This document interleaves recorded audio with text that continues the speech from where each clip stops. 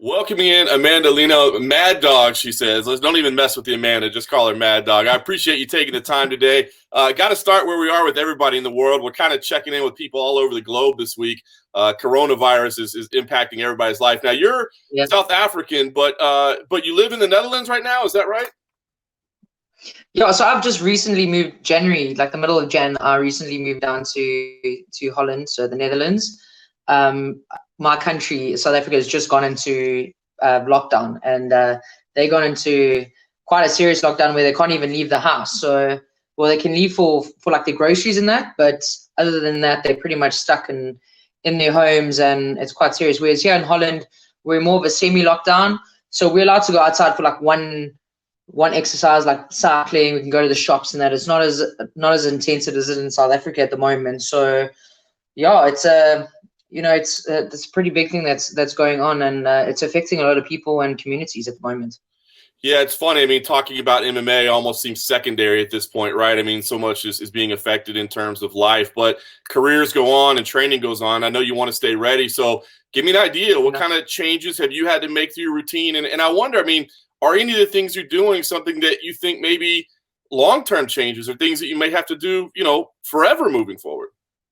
Yeah, well, at the moment we obviously can't have contact, so and that's a little bit difficult, being in the sport that we're in. So there's no grappling going on, or unfortunately, I can do drills and that, but I don't have any training partners with me. My coach actually got stuck in South Africa, and he can't fly back over, and I'm living with him at the moment. So it would have been great if he was here, but unfortunately he's not. So I'm just doing like drills, and I'm doing keeping fit, so basic workouts, doing shadow boxing, bag work, lots of fitness, running, so keeping as active as I possibly can with regards to getting ready for a fight when we're able to fight.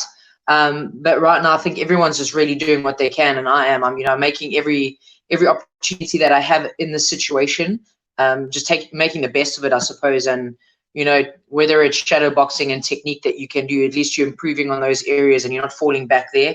It's unfortunate that we can't spar and we can't have loads of training partners join us in that. So yeah, missing that aspect of MMA. When you train so often and as often as we do, it becomes a habit. So when it's not around, you do miss it. And I can say today is a positive day, but not every day is really positive. It does affect you, and but you keep your chin up and you keep pushing. I'm sure, there's a lot of people in this situation, so it's not just myself. And I'm lucky that I can leave the house and I can, go outside for a run. Unfortunately for some people, they can't even do that. So I'm grateful for the opportunities that I do have at the moment.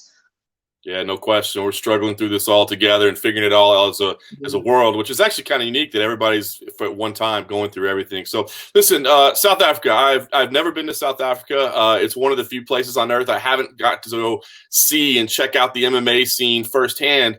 I know EFC that you were a part of is from what I understand, very widely accepted there. Can you help, I guess, me understand what is the MMA acceptance level like and the popularity like specifically in South Africa, but then also, as the continent of Africa? Obviously we're seeing, Nigerian champions in the UFC and it's got to be coming up. So talk to me about both South Africa as an individual and Africa as a whole.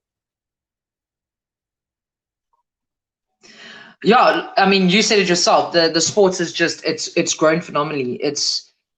I mean, I remember 4 years ago, there weren't even professional female fighters. And now look at us. We have, really good female fighters coming out of South Africa. Not only that, they're bringing, the EFC itself are bringing in international, fighters over there. So the EFC have really, really just, made the best of the opportunity with regards to the sport. And they've grown it massively. And the great news is now we have Aries coming into Africa, which is going to grow it even more. Years ago, and I'll say this from experience, that 4 years ago, we didn't even, us as female athletes, couldn't even consider MMA as a career. And now you look at it, it's the fastest growing sports in the world. So, and you can see it. I mean, you can see just by, like you said yourself, there's UFC fighters that are coming out of Africa. So it's going from the next level, and it's just going to increase as we push. And I believe that, this isn't going to by any means dampen the the growth of the sport. I think everyone's going to miss it so much after, you know, we've had this lockdown, that I think there's going to be a great interest in it, and it might actually do the MMA scene some good, and not just in South Africa, but all over the world. But, you know, I'm really honored and privileged to have been a part of the EFC when it first started, with the female division especially. You know, making history for the first time, being the flyweight champion and the bantamweight champion. That was a huge step in my career. So, you know, it started off something really small, and it was a sport that was, you know, really misunderstood, if you could say that. But now, just with the growth of, you know, not only the EFC but the UFC, you know, it's become a world renowned sport, and it's just growing from the one level to the next. So it's exciting for us athletes, and I think it gives us a great opportunity to make a real career out of, you know, a sport that we really love. I was actually kind of curious as to what got you into fighting. I mean, as you said, you know, 6 fights into your pro career, you're already a double champion. And I mean, at a time when not that long ago, there wasn't an option to be a professional mixed martial artist. So what led you down that path to say, this is the way I'm going to go? Yeah, so a lot of people always ask me that. So originally I walked into an MMA gym because my brother was training MMA. I got to a point, I've always been very sporty, and I've always done a lot of sports, but you know, leaving school and moving out of the house for the first time, I gained a lot of weight, and it isn't like me. Like, I've always been really fit and sporty. So my brother dragged me to the MMA gym, and you know, I was just naturally, I've been a brawler. Unfortunately, I used to get myself into quite a bit of trouble outside of school. So I was a little bit of a brawler back in the day, but you know, I've always pushed boundaries. Like, they always ask me where my like the pushing of the boundaries came about. And you know, even in school, I used to get kicked off the boys' field for playing rugby and cricket, and I actually had to create my own female cricket team because I used to bug the coaches about playing sports. So I've always been one to kind of like push boundaries and wanting to be in, you know, male dominated sports, because I believe that there shouldn't be boundaries when it comes to female athletes and male athletes. So I think that was the initial spark. But naturally, because I'm very physical, and I just, you know, I basically just fell in love with it from the first session I walked into the gym. And it was because I came, you know, from a background, well, not a background, but really just a negative of getting into fights when I was younger and getting into a bit of trouble. I wanted to turn that into a positive, you know. I really wanted to learn to be more disciplined in that. And I thought MMA really brought that to me, just the discipline and the growth within myself. You know, it really gave a positive to every aspect of my life. And, you know, that's pretty much where I fell in love with it, you could say. Yeah, and you found success right away. As we said, you know, you reached the title level with EFC, which has been the dominant brand there for so long. Then we get this new organization, Aries, pops up, and they want to do something different. What got you to make the jump to say, you know, I'm going to go take a shot at this new promotion, which obviously has some big visions and some big goals, but, you know, just had one event. So what got you to say, yeah, I'm going to roll the dice and I'm going to go with these guys? Well, you know, as an athlete, and if you bought an opportunity and you believe it's a great opportunity, and I do believe that Aries is a great promotion to be jumping on board with. And again, you know, I've been an athlete that has been, you know, just I've had the opportunities to make history and to be the first female, like I said, for instance, being the first EFC flyweight champion and bantamweight champion. You know, I've always wanted to pave the way for future athletes, and especially females. So I believe that this is just another stepping stone to make a difference. But I also believe that Aries is going to give me the opportunity to travel, you know, within the world. And you know, I just believe it's going to be the next best thing for me in my career right now. You know, EFC have been great to me, an amazing promotion.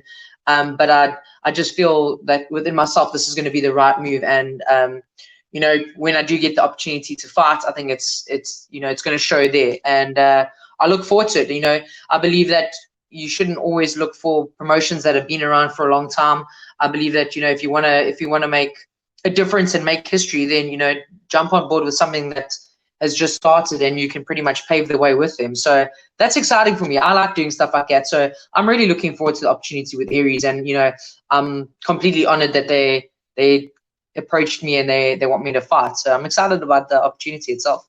is there somebody in the UFC maybe, because we haven't, a lot of people won't have seen you fight before, that you could say, hey, I'm similar to this fighter, or I patterned my game after this fighter, or this is what you can expect to see out of me when I fight?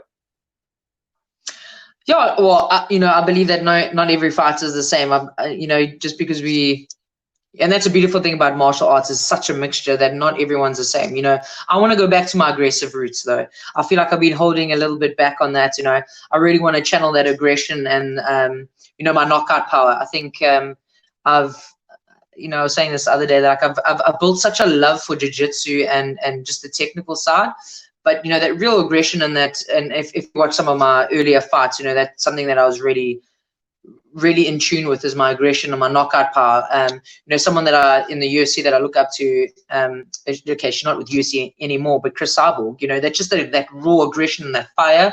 Like, I really love that. So I'm going to channel that and really, start working in on that aggression. And, I believe that with my next fights, I really want to showcase what I'm made of, and the depth to my knowledge that I've gained over the years. I don't feel like I've done that in my past fights, so that's something that I really want to showcase in this next fight.